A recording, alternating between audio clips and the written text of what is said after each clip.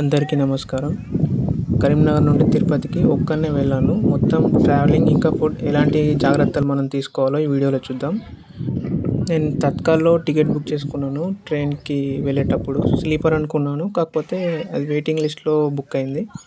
మళ్ళీ next day book చేస్తే ఈసారి థర్డ్ ఏసీ బుక్ చేసుకున్నా, అది కన్ఫర్మ్ అయిపోయింది. ఆ టికెట్ వచ్చేసి 1350 రూపాయలు అలా అయింది. ఇంకా తర్వాత జర్నీ అయితే స్టార్ట్ అయింది. సాయంత్రం 7 గంటలకి కరీంనగర్ నుండి ట్రైన్ అనేది స్టార్ట్ అయిపోయింది. మధ్యలో టిఫిన్స్ ఇంకా మీల్స్ వచ్చాయి, కాకపోతే అప్పుడు నాకు ఆకలి అవ్వట్లేదని నేనేం తీసుకోలేదు. అంతే, ఇంకా టైం 9 అలా అవుతుంది. అప్పుడు తినాలనిపించింది, కానీ అప్పుడు ఇంకా నాకేం దొరకలేదు. నైట్ సర్లే అని పడుకున్నా. ఇంకా పొద్దున 7:30 కల్లా ట్రైన్ తిరుపతి రీచ్ అయింది. తిరుపతిలో ఫ్రెష్ అప్ అయ్యి ఇంకా టిఫిన్ తిన్నాను. తర్వాత కొండపైకి వెళ్ళడానికి బస్ ఎక్కాను. ఇంకా బస్ స్టాండ్లో అది బస్ ఎక్కడానికి టికెట్ వచ్చేసి 90 రూపీస్ అలా ఉంది.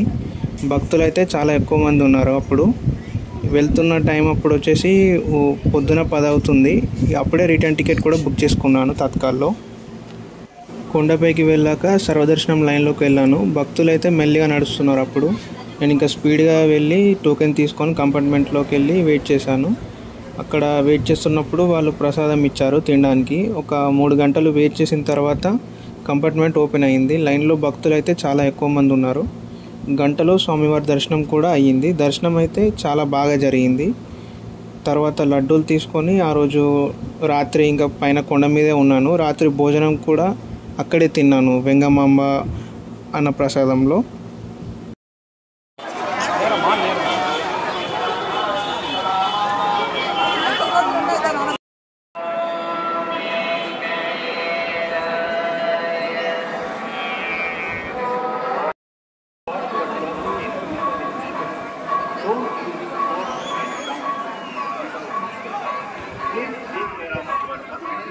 తర్వాత ప్రొద్దున కొండ కిందికి వచ్చి అమ్మవారి దర్శనం చేసుకున్నాను. ఇంకా ట్రైన్ టైం అయితే సాయంత్రం 5కి ఉంది, 5 గంటలకి.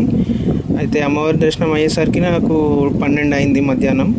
ఆ తర్వాత హోటల్లోకి వెళ్ళి భోజనం చేశాను, మీల్స్. అదొక 100 రూపీస్ అలా అయింది. ఇంకా తర్వాత తిరుపతి రైల్వే స్టేషన్కి వచ్చేసాను. క్రౌడ్ అయితే చాలా ఎక్కువగా ఉంది రైల్వే స్టేషన్లో. ఇంకా నేను వెయిటింగ్ హాల్లోకి అయితే వెళ్ళాను రైల్వే స్టేషన్లో. అయితే ఏసీ వెయిటింగ్ హాల్కి వెళ్ళాను. అయితే అక్కడ ఒక గంటకి 50 రూపాయలు అన్నారు ఉండడానికి. అయితే అందులో సీటింగ్ అండ్ ఇంకా సోఫాలు అన్నీ చాలా బాగున్నాయి. సో సరే అని అక్కడ నేను వెయిట్ చేశాను. ఇంకా ట్రైన్ టైం అయింది, ఇంకా సాయంత్రం 5 అవుతుంది. ఆ టైంలో ఇంకా వెళ్ళి ట్రైన్ అయితే ఎక్కేశాను. రిటర్న్ వచ్చేటప్పుడు వ్యూ అనేది చాలా బాగా కనిపించింది. తిరుమల కొండలు, తిరుపతి సిటీ. ఇంకా అలా టైం చూస్తూ ఉండగానే 8 అలా అయింది. అప్పుడు ఇంకా మీల్స్ ఇంకా వెజ్ బిర్యానీ అని వచ్చాయి ఇంకా ట్రైన్లో. ఈసారి మిస్ అవ్వలేదు, ఇంకా తీసుకొని తినేశాను.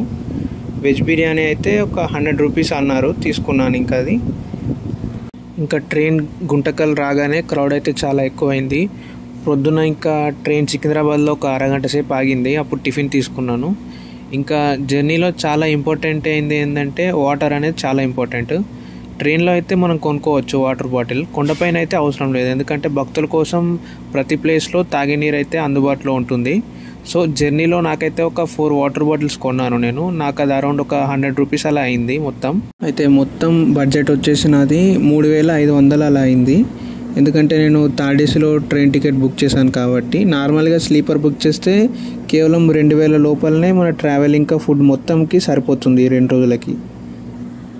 అయితే ఇప్పుడు మీరు జర్నీ చేసేటప్పుడు ట్రావెల్లో మీకు చాలా ఇంపార్టెంట్ ఏంటంటే మీరు వాడుతున్న మెడిసిన్ ఏదైతే ఉంటుందో అస్సలు మర్చిపోకండి. ఎందుకంటే మీరు మెడిసిన్ వాడుతున్నట్టయితే టైంకి తీసుకోండి.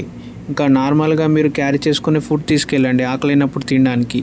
Okay, thank you. ఈ వీడియో మీకు హెల్ప్ అవుతుంది అనుకుంటున్నాను. ఇంకా ఏమైనా డౌట్స్ ఉంటే కామెంట్ చేయండి, నేను సాల్వ్ చేస్తాను. Okay, happy journey. Thank you. ఇంకా వీడియోస్ కోసం మీ ఛానల్ని సబ్స్క్రైబ్ చేయండి, లైక్ చేయండి.